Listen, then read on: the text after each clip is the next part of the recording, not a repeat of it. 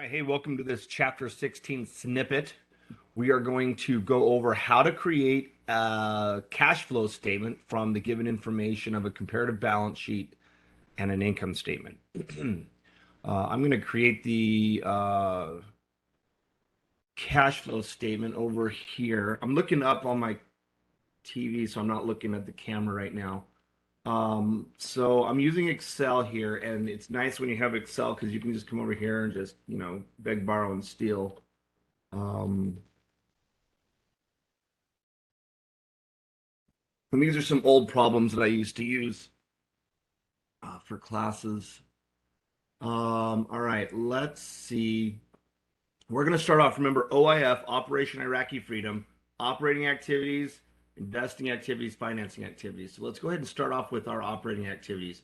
And we're going to call this cash flows from operating activities. Okay, we're going to start off with net income. Remember, we're going to reconcile net income to a cash only. So we're going to pull net income, which was $10,500. I'm just going to format this too because I'm just that way. There. All right. So we have net income, and now what we need to do is start off by taking away any non cash transactions. So let's first start off with depreciation expense. So we're going to come over here and we're just going to grab that from the income statement. Okay, and we're going to add $7,200 back to our net income. Let's come over here though really quick and let's just look at our depreciation and let's see what the difference is here. Let's go this minus this. Okay, good. So we increased in accumulated depreciation by the exact amount of our depreciation expense. So that means there was no other change to our depreciation. So we're good here. And I'm going to put an X to tell me that I know that because we need to make sure we do everything on the balance sheet. I'm going to cover and make sure that accumulated depreciation by using a depreciation expense has accounted for accumulated depreciation. All right, so we have a depreciation expense. Now I'm going to just quickly glance through this and see if we have any gains or losses, because gains and losses we're going to need to add or subtract back depending on what it is. And there was no equipment sold. Okay, we did purchase some equipment. Looks like I'm not seeing any gains or losses. I'm looking here on the income statement, no gains or losses, so we're good there. Let's now start with our operating activities. We're going to be dealing with our current assets and our current liabilities. So our first one is our net income. Excuse me, our net income. Accumulated depreciation. I saw the net word and I just suddenly thought net income.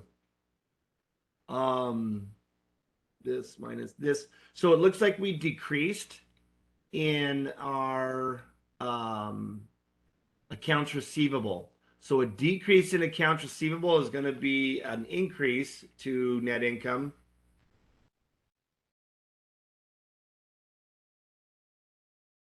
So we're going to say decrease in accounts receivable, but we're adding the 2,100 back because it was a decrease. Inventory, oops. Increase in inventory. We are going to, because it was an increase, we're going to decrease it. And I'm not worried about cell referencing here because balance sheet and everything else is going to be different every time. You may not correlate. We'd have to change all this stuff. So cell referencing and setting up an income statement or a cash flow statement analysis is going to be a little bit challenging for that. So it wouldn't be something we could just easily do. All right, so those are done. We haven't done cash yet, and we're going to do cash at the end. That's the reconciliation part. So we've done all of our current assets. Now let's go to current liabilities. So current liabilities looks like accounts payable. Whoops, I did it the wrong way. Decreased, and salaries payable decreased over time.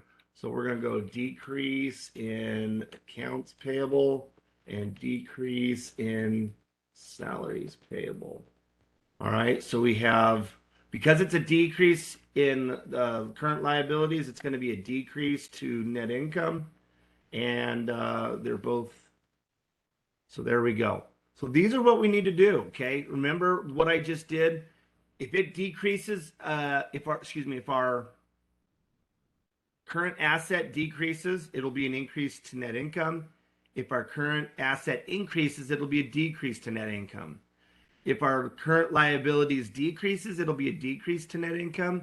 If it's an increase, which I don't have any, to a current liability, it'll increase our net income to get it to a fully cash amount. And now we're done. That's all of our assets and liabilities and everything that we need to worry about. I'm going to make this look pretty by indenting it a couple, and then maybe moving. Yeah, let's move this over one. And then we're going to come down here and say cash flows from operating activities. And I should put net cash flows.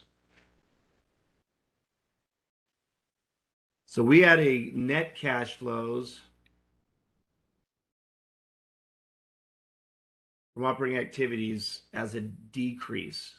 Again, now you got to sit here and think, is that a good thing or a bad thing? All right. Could be both. Could be either one.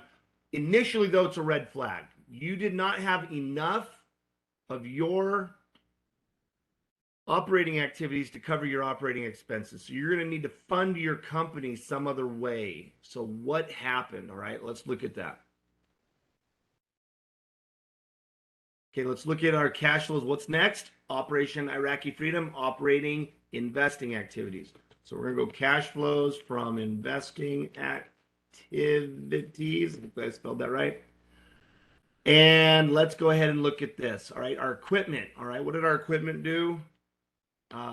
It looks like we, whoops, I keep doing it the wrong way. We increased $8,400. It says we did purchase equipment for cash in 2018. So because there was no other swing or change in equipment, it says no equipment was sold. We can conclude that our increase was the amount of the equipment. And since there was no gain or loss, we don't need to worry about that. So purchase,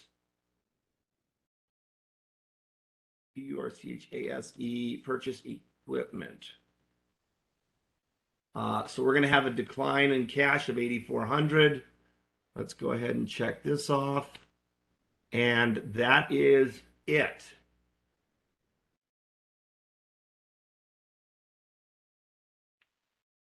I'm just going to copy this down and change it to investing activities. Okay. So far, so not good. Okay. No dividends are declared. Okay, so we can just check that off. And now we've done this one too, so we checked those off. So let's come over here and let's look at here. It says it issued additional stock for 10,000, and it looks like that's all we had was an increase in common stock there for 10,000. Our retained earnings increased by $10,500.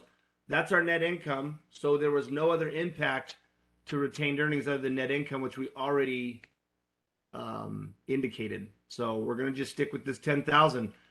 Cash flows from financing activities, issued common stock. Okay, and that was for $10,000 cash.